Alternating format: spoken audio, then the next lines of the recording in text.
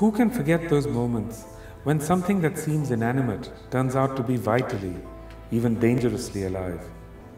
The humans of the future will surely understand, knowing what they presumably will know about the history of their forebears on Earth, that only in one very brief era, lasting less than 3 centuries, did a significant number of their kind believe that planets and asteroids are inert.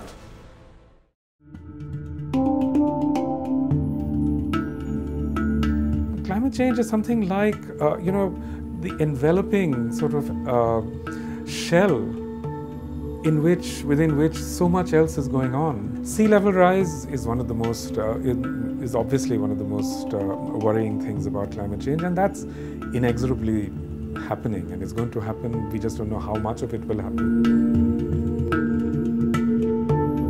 So many of our cities are actually situated directly on the sea. So many of, at least one major city, Kolkata, is below sea level. Even a marginal rise in sea levels is going to pose an immense threat to millions of people, you know.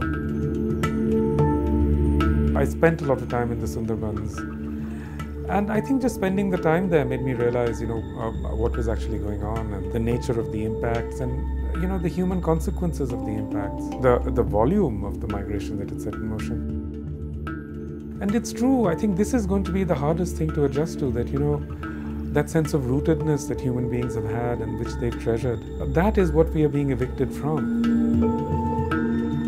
My family had to leave our ancestral village long in the 19th century because it went under the river.